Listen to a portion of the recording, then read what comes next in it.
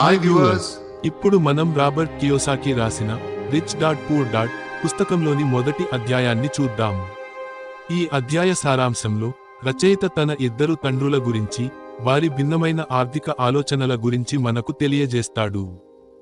రచయితకు ఇద్దరు తండ్రులు ఉంటారు. ఒకరు బాగా చదువుకున్న వ్యక్తి, పిహెచ్డి డిగ్రీ ఉన్న వ్యక్తి, స్టాన్ఫోర్డ్, చికాగో, నార్త్ వెస్ట్రన్ వంటి ప్రఖ్యాత విశ్వవిద్యాలయాలలో చదివిన వ్యక్తి.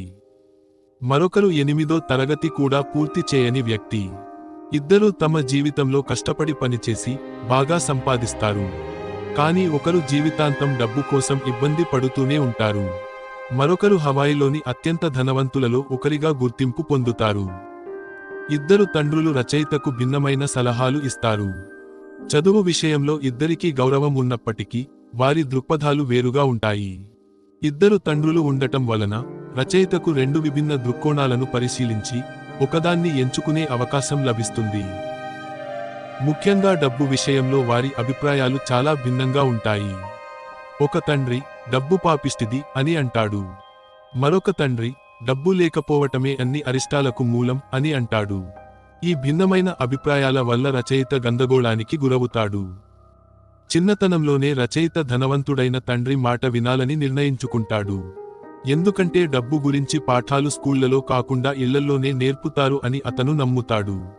చాలామంది తమ తల్లిదండ్రుల నుంచే డబ్బు గురించి నేర్చుకుంటారు. పేద తల్లిదండ్రులు తమ పిల్లలకు బాగా చదువుకో అని మాత్రమే చెప్పగలరు. కానీ అది ఆర్థిక స్వాతంత్ర్యాన్ని ఇవ్వదు. రచయిత తన ధనవంతుడైన తండ్రి దగ్గర డబ్బు గురించి 6 ముఖ్యమైన పాఠాలు నేర్చుకుంటాడు.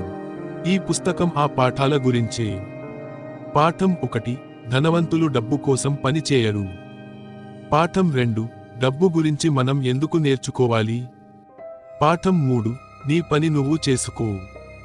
పాఠం 4, పన్నుల చరిత్ర, కార్పొరేషన్ల శక్తి. పాఠం 5, ధనికులు డబ్బుని సృష్టిస్తారు.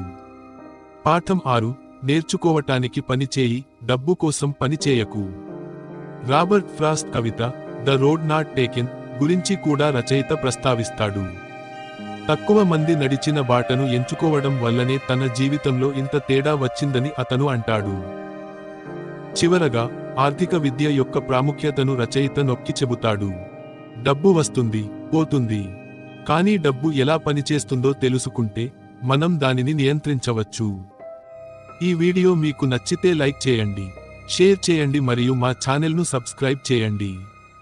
తర్వాత ఏమి జరుగుతుందో తెలుసుకోవడానికి రిచ్ డాడ్ పూర్ డాడ్ అధ్యాయం 2 చూడండి. లింక్ డిస్క్రిప్షన్లో ఉంది.